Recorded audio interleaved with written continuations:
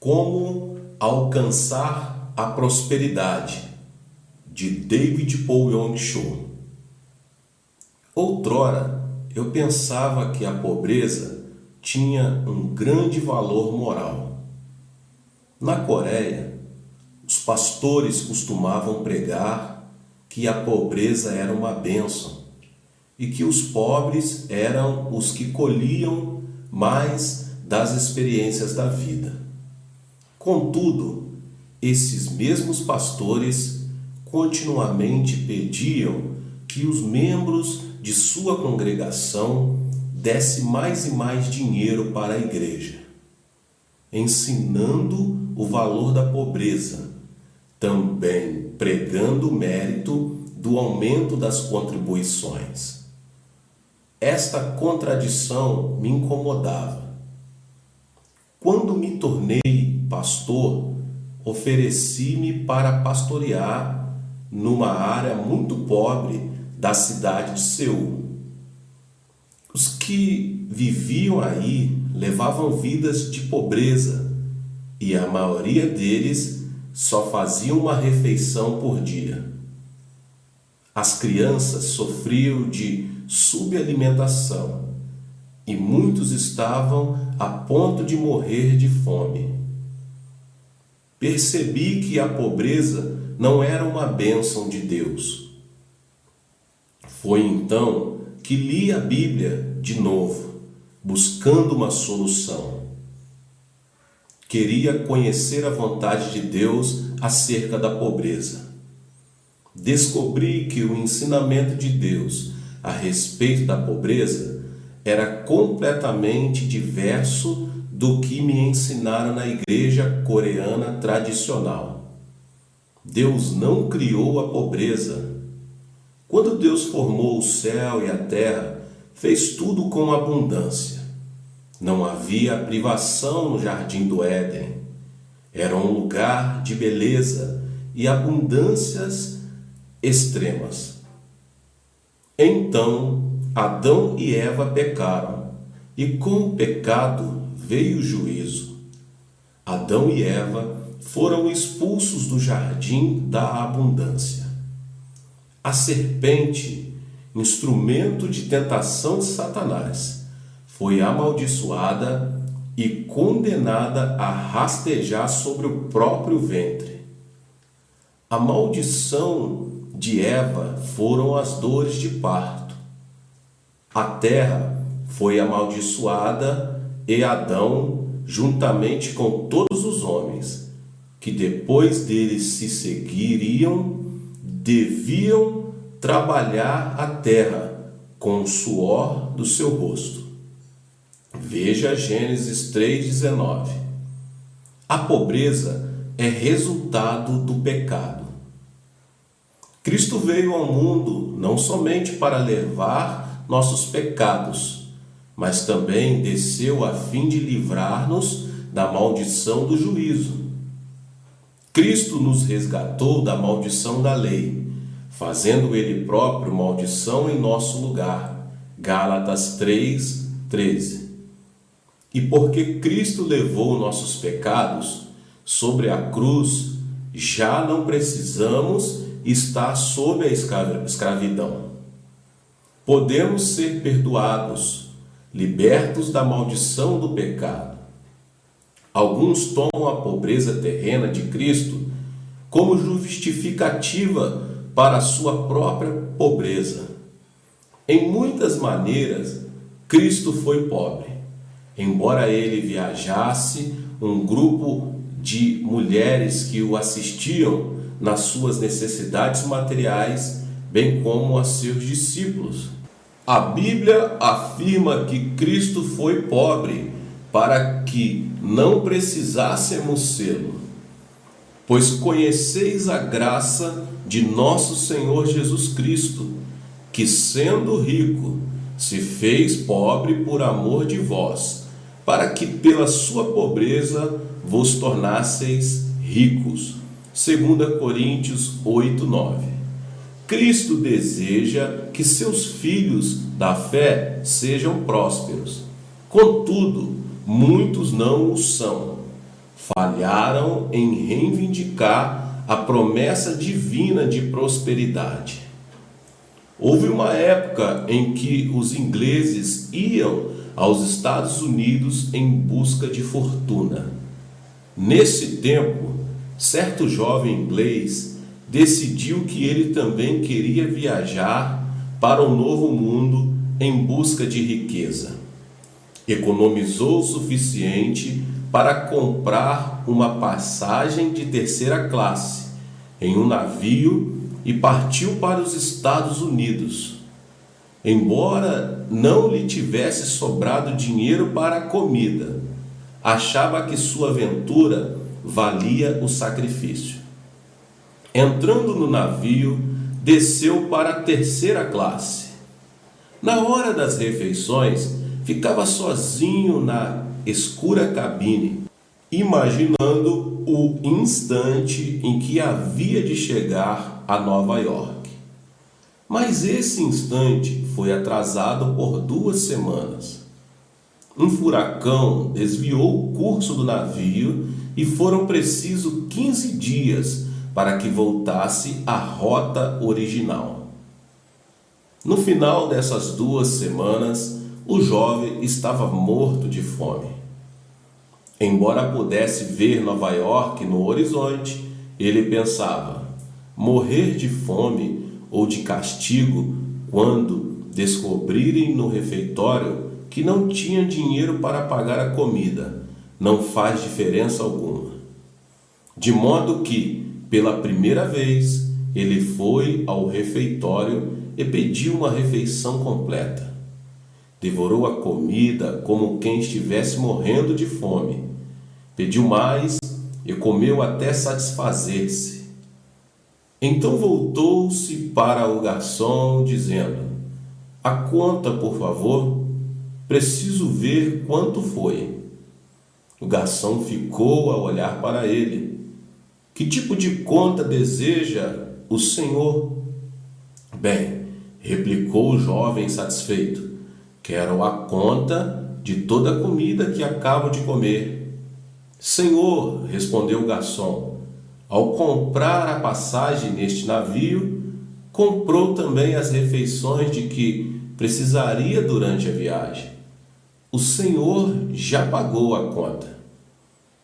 O jovem quase tinha morrido de fome. Contudo, havia pago a conta de toda a comida que desejasse. Muitos crentes agem como esse jovem. Recebem a passagem para o céu por meio da fé em Jesus Cristo. Pensam que mal podem chegar à salvação espiritual ao crer em Cristo. Mas nessa passagem há também a promessa de abundância. Cegos por seus próprios preconceitos, levam vida de escassez, e a prosperidade parece-lhes algo impossível.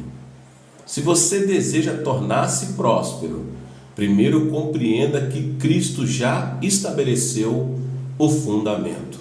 Por si mesmos, desejos de dinheiro, fama e prestígio jamais tocam o coração de Deus. Deus não concede bênçãos duradouras aos que têm somente aspirações egoístas. Quando comecei meu ministério, eu tinha motivos errados. Como resultado disso, passei por muitos períodos difíceis. Por causa deles, percebi a importância de motivação adequada e em tudo o que o cristão faz ou deseja fazer. Se você deseja ter prosperidade, examine o seu coração, a fim de descobrir os seus verdadeiros motivos. Você deseja prosperidade como um meio de produzir mais frutos, ser mais produtivo para Deus? Você realmente se importa pelo bem-estar espiritual dos outros e deseja usar a prosperidade como um canal a fim de trazer mais gente para o reino de Deus? O desejo apenas de dinheiro tem invadido até mesmo as fileiras dos ministros evangélicos. Vários evangelistas famosos têm vindo à Coreia.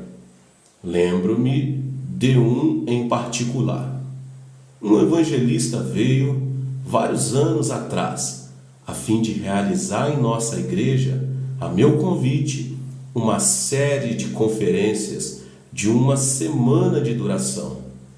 Antes de sua chegada, lancei uma extensa campanha de anúncio, alertando a tantos quanto possível das conferências que se seguiam.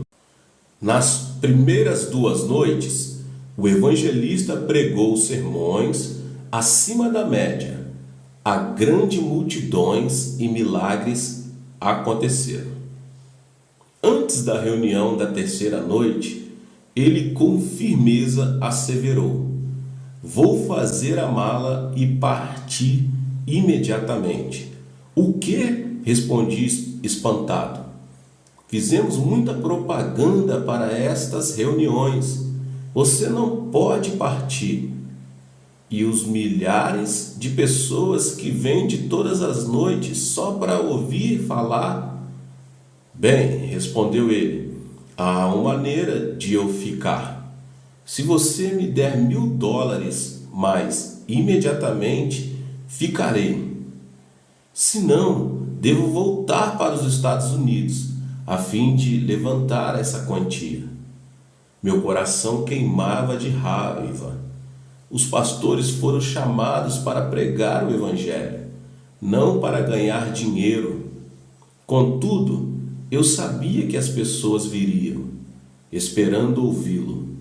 Olhei-o diretamente nos olhos e disse: se o dinheiro é tão importante assim para você, farei um cheque de $1.000 agora mesmo, e ao receber o dinheiro, espero que você pregue o restante da semana. Daquela noite em diante, a presença especial do Espírito Santo ausentou-se. Os sermões já não tinham elementos da unção divina. As necessidades das pessoas já não eram tocadas por Deus. Foi uma das piores séries de conferências que nossa igreja já realizou. Em seu desejo único de dinheiro, aquele evangelista perdeu toda a prosperidade espiritual que as reuniões restantes poderiam ter trazido. Ele também nos tirou o ânimo de dar-lhe um grande honorário, previamente discutido. Nosso Pai Celeste conhece nossas necessidades e as há de suprir. Nossos motivos e prioridades, entretanto, devem ser ordenados de maneira correta. Ora, se Deus veste assim a erva do campo, que hoje existe e amanhã é lançada no forno, quanto mais a vós outros, homens de pequena fé. Portanto, não vos inquieteis, dizendo: que comeremos, que beberemos, pois vosso Pai Celestial sabe que necessitais de todas elas. Buscai, pois, em primeiro lugar o seu reino e a sua justiça, e todas estas coisas vos serão acrescentadas. Mateus 6, do 30 ao 33. Se você deseja tornar-se próspero, é importante que tenha motivação adequada. Coloque Deus em primeiro lugar em sua vida e ponha seus desejos primários na edificação do reino divino. Não sabeis que sois santuários de Deus e que o Espírito de Deus habita em vós? Se alguém destruir o santuário de Deus, Deus o destruirá. Porque o santuário de Deus, que sois vós, é sagrado. 1 Coríntios 3, 16 e 17. Deus chama o seu santuário de lar, o templo de Deus. Para valer alguma coisa, deve ter o Espírito Divino habitando em seu interior. O santuário sem o Espírito de Deus é como um edifício vazio, quase sempre usado para guardar coisas inúteis.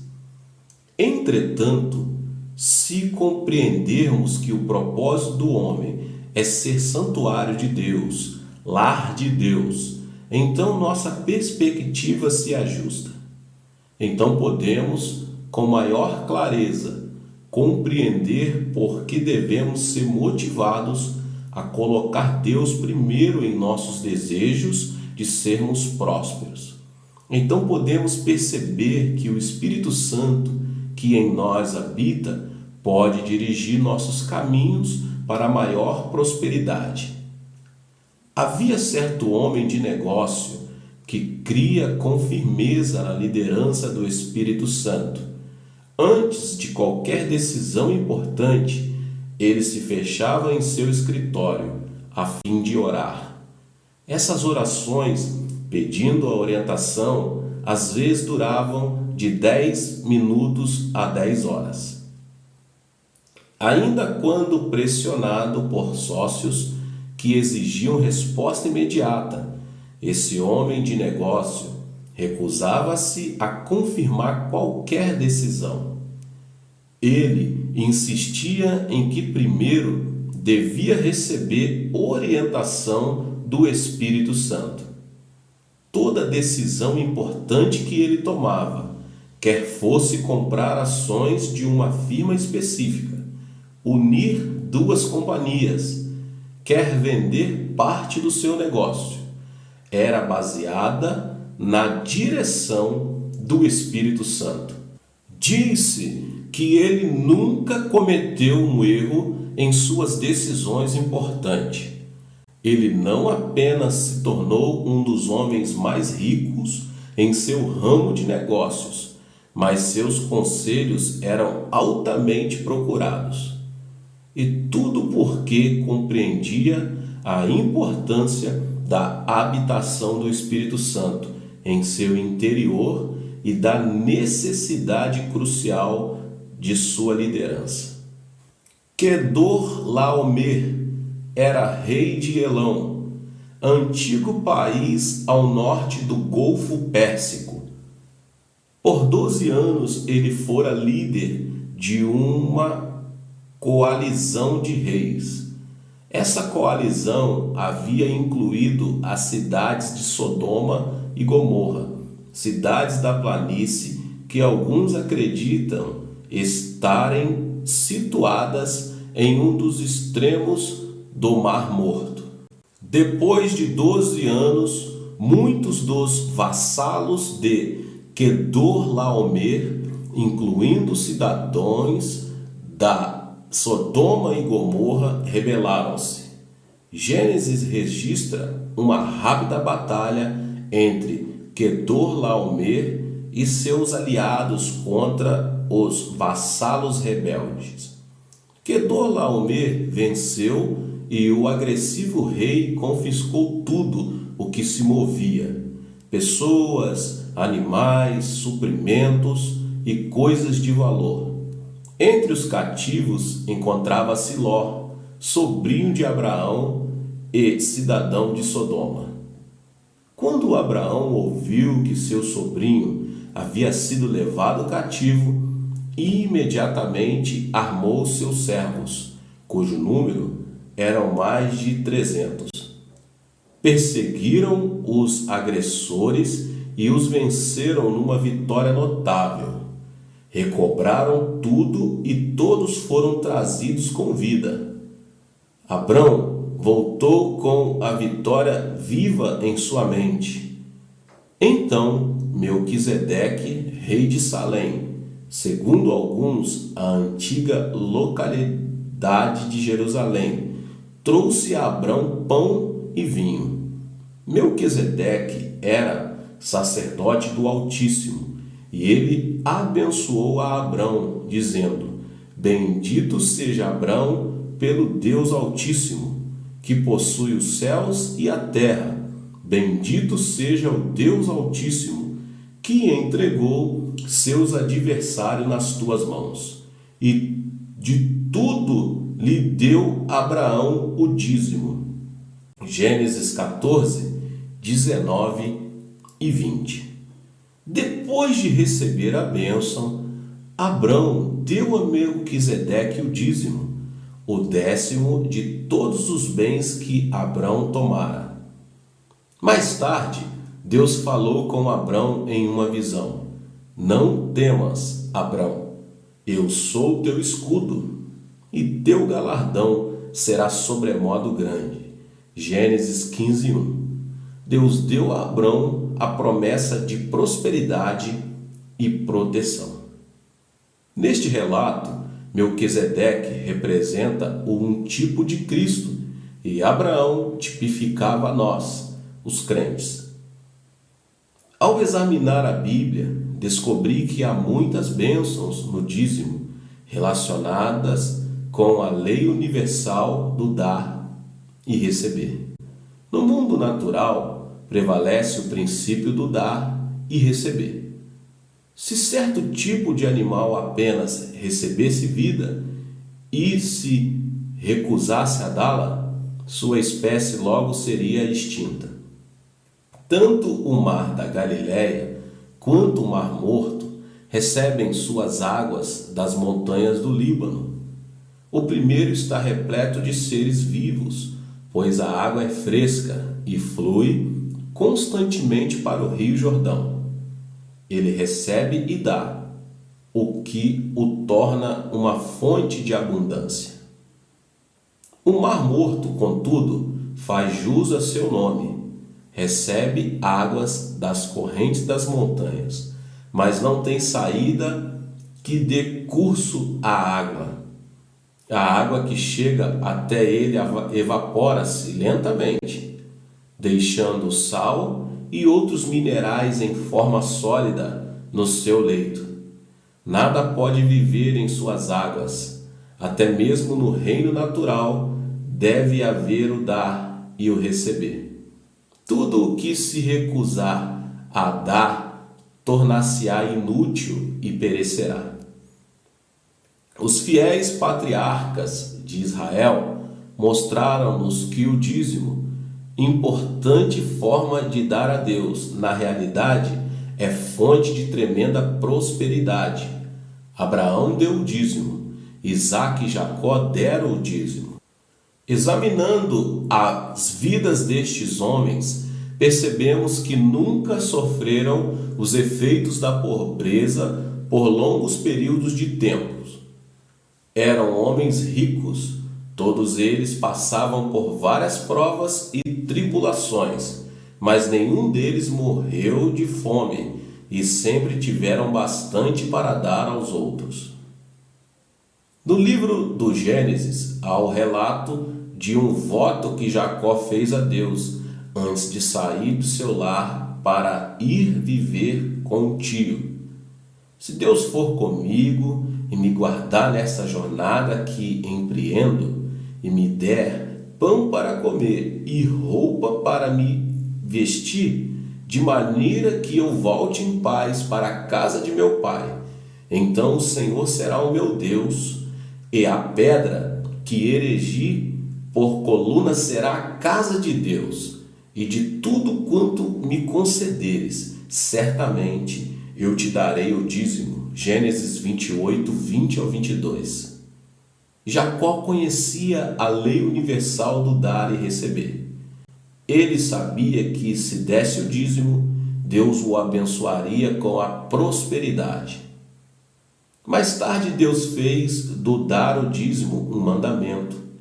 Trazei todos os dízimos à casa do tesouro, para que haja mantimento na minha casa, e provai-me nisto, diz o Senhor dos Exércitos, se eu não vos abrir as janelas do céu, e não derramar sobre vós bênção sem medida. Malaquias 3:10.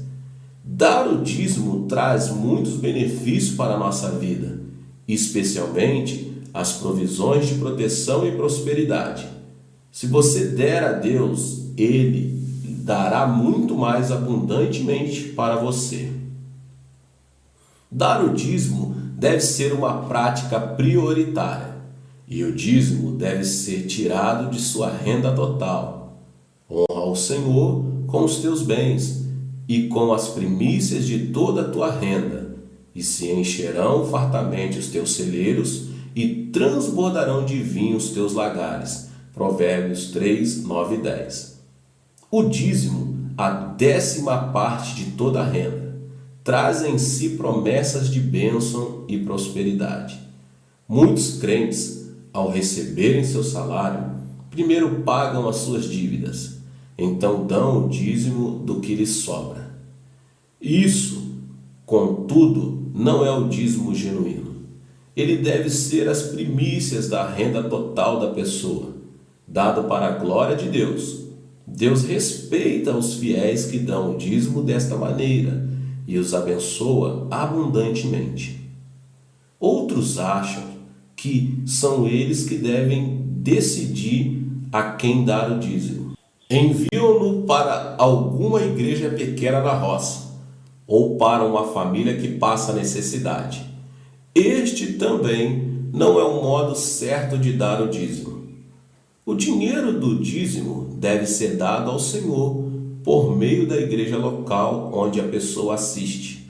Lembre-se que Abraão pagou o dízimo ao rico rei de Salém, e foi pela boca desse rei que Abrão recebeu as bênçãos de Deus. Onde quer que você receba o pão e vinho da palavra de Deus, lembre-se de daí pagar fielmente o dízimo de toda a sua renda. Se você não seguir o padrão que Deus estabeleceu para o dízimo, ele não será reconhecido. Você será incapaz de receber a bênção total de prosperidade que Deus deseja dar-lhe. Muitos argumentam contra o dízimo, afirmando que a prática de dar o dízimo pertenciam apenas à lei do Antigo Testamento. Agora, uma vez que vivemos sobre a graça, dar o dízimo já não se aplica, raciocinam eles. Mas a prática do dízimo está tão viva hoje como esteve durante os dias do Antigo Testamento. O próprio Jesus deu o dízimo.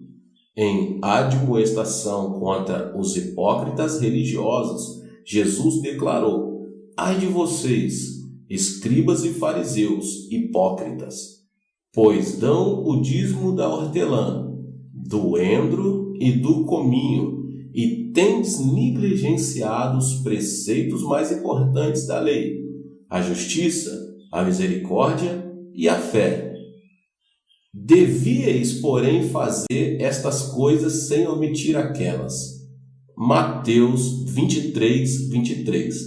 Nesta passagem bíblica, Jesus falou da importância de dar o dízimo e da necessidade que temos de não perder a perspectiva. Ao olharmos para a história e para as nossas próprias experiências, vemos que a prática do dízimo tem trazido muitos benefícios. Por toda a história, as nações que deram foram as que prosperaram. E isto torna-se evidente em várias civilizações ocidentais, particularmente nos Estados Unidos. Depois de receber a Cristo em sua cultura e aprender de sua palavra, os norte-americanos começaram a enviar missionários e começaram a dar dízimo e ofertas para ajudar os outros. Por esse motivo, Deus tem abençoado os norte-americanos, fazendo-os prosperar. Nos países do Oriente e da África, a história tem sido diferente. Encontram-se nestas áreas vastos recursos naturais, mas a maioria dos países dessa região ainda não tiveram o privilégio de desenvolver e usar tais recursos. Têm negado o Evangelho de Jesus e seu povo tem falhado em partilhar as bênçãos materiais com outros. Na Coreia existiu um homem que durante sua juventude viveu na pobreza. Com a idade de 50 anos, assistiu a um culto pela primeira vez. ouviu o sermão atentamente sobre o dízimo e a prosperidade que se seguiria. Então sentiu que devia começar a dar o dízimo. Uma vez que minha renda é tão pequena, pensou ele, dar 1/10 dela para Deus vai fazer bem pouca diferença. Mais tarde, ele se tornou crente e começou a dar o dízimo com regularidade.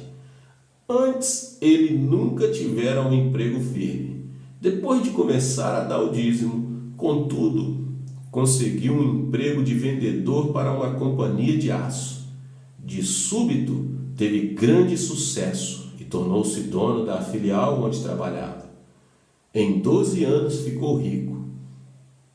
E mesmo nas épocas difíceis, esse homem recusou-se a deixar que o desânimo dominasse, crendo que o dízimo fiel levaria à prosperidade. Ele continuou a prosperar, tudo porque aprendeu o segredo da prosperidade, dar o dízimo. Conta-se a história de 2 homens, um crente e um incrédulo, que decidiram iniciar um estabelecimento comercial juntos. O sócio não crente fazia $20.000 por ano. O crente, embora ganhasse apenas $12 por ano, dava fielmente o dízimo todos os meses. Entretanto, evidenciou-se uma diferença estranha. Embora o não crente ganhasse mais dinheiro, não tinha prosperidade. Sua família, com frequência, sofria doenças. As contas médicas se amontoavam e ele carregava o fardo de pesada pressão financeira. O crente, que pagava os dízimos, tinha prosperidade em abundância. Abençoado não apenas em seu negócio, ele também tinha prosperidade de paz e harmonia em sua vida pessoal. Se você deseja tornar-se próspero, não negligencie o pagamento dos seus dízimos a Deus. O dar o dízimo traz promessa divina de prosperidade a seu povo. E esta prosperidade não se limita ao reino material. Deus também o abençoará com prosperidade de paz, alegria, saúde e harmonia em seu lar. Por meio da morte de Cristo na cruz, foi lançado o fundamento da prosperidade de cada crente. Nossas passagens para o céu não estão limitadas apenas à salvação espiritual, mas inclui também promessas de bênção e prosperidade, que devem ser reivindicadas pelos que possuem a fé que vem de Deus. O tornar-se próspero, em parte, é questão de motivação. Você e eu devemos compreender que o propósito do homem é ser o templo do Espírito Santo de Deus e desejar continuamente ter a direção do Espírito em nossa vida. Devemos colocar Deus em primeiro lugar em tudo o que fazemos, lutando primeiro para estabelecer ainda mais o reino de Deus. Dar o dízimo regularmente para a igreja local em que a pessoa assiste é um segredo-chave para tornar-se próspero, uma parte da lei universal do dar e receber. Embora tivesse sido instruído no tempo do Antigo Testamento, o dízimo é prática que você e eu devemos continuar hoje. Prática esta que traz bênção e prosperidade. Ora, aquele que é poderoso para fazer infinitamente mais do que tudo quanto pedimos ou pensamos, conforme o seu poder que opera em nós. A ele seja a glória. Efésios 3, 20 e 21. Meus queridos, Deus te abençoe, que você possa receber essa palavra no seu coração e fazer prática dela.